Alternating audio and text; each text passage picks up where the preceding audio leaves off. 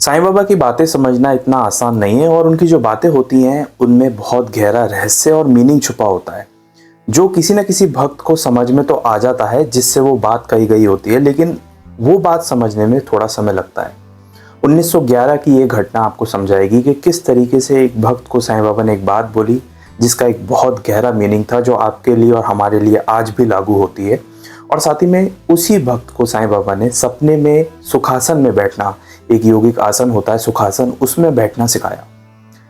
ये कहानी है 1911 की और आज से 100 से भी ज़्यादा साल पहले चलते हैं और जानते हैं बीवी देव किस तरीके से साईं बाबा से मुलाकात करते हैं। और साईं बाबा से और बीवी देव से जुड़ी हुई कई सारी कहानियाँ पहले भी मैंने बताई हैं। बीवी देव 1911 में यानी 1911 में शिरडी गए साईं बाबा के दर्शन करने के लिए। प्रोफेशन से एक मामलतदार थे बीवी देव, और जब वो शिरडी पहुंचे तो 1911 में वो बाबा के दर्शन किए उन्होंने, और उसके बाद वो बाबा की पाद सेवा यानी कि जो चरण है उनको धो रहे थे। जैसे ही वो धोने जा रहे थे तो बाबा ने उन्हें रोक दिया और उनसे कहा कि तुमने मुझे दक्षिणा दे दी है तो इसकी पूजा की, इस पाद पूजा की, ये चरण धोने की कोई आवश्यकता नहीं है। बीवी देव वहीं रुक गए। अब असल में हुआ क्या था? हुआ ये था कि बीवी देव जब बाबा के दर्शन करते हैं उसके बाद साईं बाबा उनसे दक्षिणा मांगते हैं, तो बीवी देव एक सिक्का निकाल के बाबा को समर्पित कर देते हैं। उसके बाद बाबा निरंतर और दक्षिणा मांगते हैं, तो फिर धीरे धीरे करके दूसरी बार, तीसरी बार और 4 बार वो 4 सिक्के बाबा को दे देते हैं। जब 4 सिक्के बाबा को मिल जाते हैं तो बाबा बोलते हैं कि मुझे एक सिक्का प्राप्त हो गया। अच्छा, बीवी देव ये सोचते हैं कि मैंने तो 4 सिक्के बाबा को दिए, वो एक सिक्का कैसे कह रहे हैं? असल में जब बीवी देव ये बात बोलते हैं बाबा से कि बाबा मैंने आपको 4 सिक्के दे दिए, तो आप ऐसा क्यों कह रहे हैं कि आपको एक सिक्का 1 रुपये प्राप्त हो चुका है? उस पर बाबा कहते हैं कि तुम नहीं समझोगे, लेकिन आगे जाके जरूर समझ में आ जाएगी तुमको ये बात। अच्छा, उसके बाद वो शिरडी यात्रा से लौटकर अपने घर आ जाते हैं, और जब वो एक दिन अपने घर में ही बैठे होते हैं तब उनके घर पर एक फ़कीर की दस्तक होती है। जब वो गेट के पास जाकर देखते हैं तो एक फ़कीर खड़ा होता है जो उनसे 1 रुपया दक्षिणा मांगता है। बीवी देव खुशी खुशी वो 1 रुपया दे देते हैं और वो फ़कीर फिर और दक्षिणा मांगता है। ऐसे करते करते बीवी देव 3 सिक्के और देते हैं, मतलब वो 4 सिक्के टोटल जो है उस फ़कीर को देते हैं। और फिर वो फ़कीर वही बात दोहराता है जो साईं बाबा ने शिरडी में कही थी कि मुझे एक सिक्का प्राप्त हो गया, ये कह के वो चला जाता है।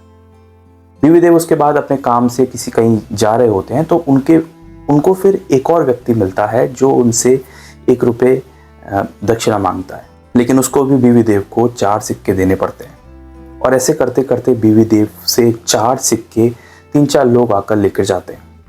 कुछ समय बाद बीवी देव उठकर बैठते हैं और उनको एक बात के बारे में समझ में आता है कि असल में मैंने 4 सिक्के बाबा को दिए और उसके बाद बाबा ने कहा कि मुझे 1 प्राप्त हो गया, तो उसका मतलब था उस बात का कि मैंने अपने तरफ से 4 चीज़ें, अपने मन की 4 चीज़ें यानी कि मन, बुद्धि, चित्त और अहंकार, ये 4 चीज़ें मन, बुद्धि, चित्त और अहंकार बाबा को समर्पित कर दिया। लेकिन बाबा को जो सिर्फ एक चीज़ मिली वो थी मेरी आत्मा, मेरी शरीर, मेरी जीव की जो आत्मा है, जो परमात्मा से मिलने के लिए उत्सुक होती है, वो अलग नहीं होती।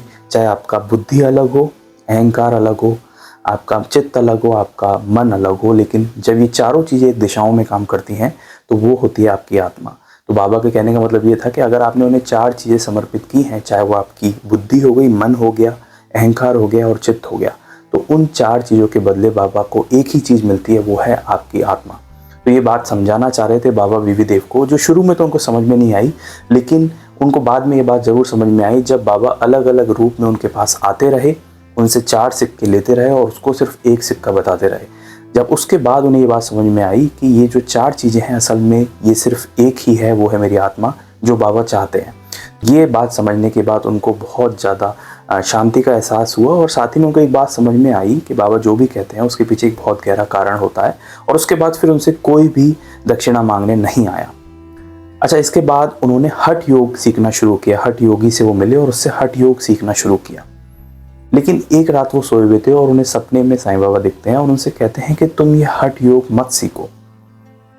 बाबा ने कहा था तो बीवी देव ने उनकी बात मानी, और फिर बाबा ने उन्हें सुखासन यानी कि एक आसन होता है बैठने का, वो सुखासन में ध्यान लगाया जाता है, मेडिटेशन किया जाता है, तो वो सुखासन में बैठना सिखाया। ये बीवी देव बताते हैं कि बाबा ने मुझे सपने में सुखासन में बैठना सिखाया। उसके बाद जिसकी जो सीख है मैं आज तक उसको यूज़ करता हूँ, वो सीख जो मेरे दिमाग में है वो आज तक है कि किस तरीके से सपने में मुझे बाबा ने पहले तो कहा कि हठ योग मत सीखो, उसकी ज़रूरत नहीं, तुम सिर्फ सुखासन सीखो। और सुखासन उसके बाद बाबा ने बैठना सिखाया कि किस तरीके से सुखासन में बैठते हैं। तो ये बहुत खास जानकारी हम जानते हैं। बीवीदेव की बहुत सारी घटनाएं हैं, जिसमें से एक बहुत फेमस घटना है जो साईं सचरित्र में भी आपने पढ़ी होगी, जिसमें बाबा बीवीदेव से कहते हैं कि तुमने चिंदियों की चोरी की है, जिसमें वो ज्ञानेश्वरी पढ़ने की इच्छुक थे और बाबा उन्हें ज्ञानेश्वरी पढ़ने के लिए नहीं दे रहे थे। तो ये कहानी हमने अपने इस चैनल पर भी देखी है पहले, और साईं सचरित्र में भी गिवन है। और बहुत सारी कहानियाँ बीवीदेव से जुड़ी हुई हमें पढ़ने को मिलती हैं, जिनको आने वाली वीडियोस में मैं शेयर ज़रूर करूँगा।